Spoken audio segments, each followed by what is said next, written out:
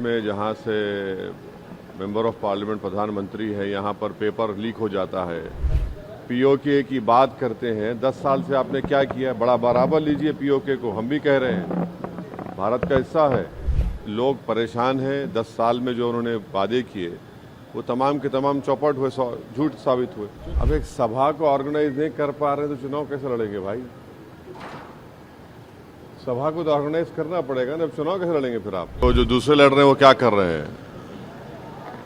वो वोट खराब नहीं कर रहे हैं। हम पीडीएम बनाए हैं, पीडीएम का हिस्सा है और हमारे ही कैंडिडेट हैं और उनके प्रचार के लिए, उनकी कामयाबी के लिए हम आ रहे हैं। वो काम कर रहे हैं तो अगर किसी को पेट में दर्द हो रहा है तो मैं क्या कर सकता हूँ? मोदी जी कह रहे हैं लगातार 400 पार। 400 पार अब कहाँ कह रहे हैं? अब 400 प्रयागराज में उन्होंने। हाँ, कभी कभी बोल देते हैं, मगर असल मुद्दा ये है कि पेट्रोल 100 पार हो चुका है। उत्तर प्रदेश में जहाँ से मेंबर ऑफ पार्लियामेंट प्रधानमंत्री है, यहाँ पर पेपर लीक हो जाता है। नौजवान परेशान हैं और प्रधानमंत्री ना मुख्यमंत्री बोलते हैं कि किसकी आत्मा की वजह से पेपर लीक हुआ है। ये नहीं बोला जाता कि प्रधानमंत्री ने विधानसभा के चुनाव में कहा था कि जो छुट्टा जानवर है उसको मैं देख लूँगा। तीसरे फेज में याद होगा आप लोगों को। अभी क्या हो रहा है देखिए, बेरोजगारी, सुनिए, महंगाई इतनी ज़्यादा हो चुकी है।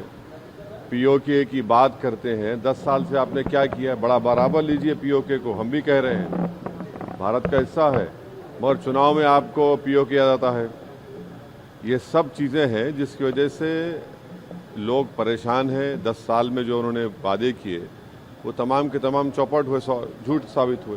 अच्छा, संविधान हाँ मुस्लिम आरक्षण का मुद्दा सामने आता दिखता है। हाँ, मुस्लिम आरक्षण का मुद्दा सामने वाले हैं, गरीबों का हिस्सा मुसलमानों को देना चाहते हैं। पहले तो ये पहली बात तो ये है कि किसी का आरक्षण छीन कर किसी को नहीं दिया गया। नरेंद्र मोदी देश को ये बताएं कि जो उन्होंने इकोनॉमिक वीकर सेक्शन के ग्राउंड पर जो 10% रिजर्वेशन दिया है उसमें दलित, आदिवासी को तो हिस्सा नहीं मिल रहा है। ओबीसी को जो आबादी में 20% हिस्सा है उनको आप 10% दे रहे हैं और जो आबादी में 80% हिस्सा है उनको आप 28% पे समेट दिए।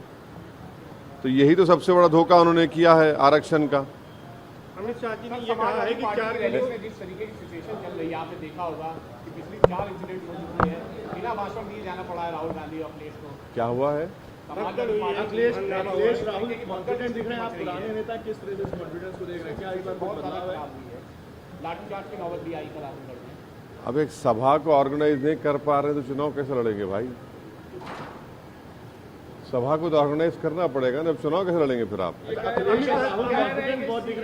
हाँ, सीए वगैरह को खत्म करने के लिए और गठबंधन जो है पार्टी में आना चाह रहा है, क्या कहेंगे? कौन कह रहे हैं? क्या कह रहे हैं? कि सीए को खत्म करना चाहते हैं। अरे वो तो सुप्रीम कोर्ट में केस है, हम खुद उसमें पार्टी हैं, तो सुप्रीम कोर्ट देखेगा। हमसे जुड़े रहने के लिए हमारे YouTube चैनल को सब्सक्राइब करें और नई वीडियो की नोटिफिकेशन के लिए बेल आइकॉन को दबाएं।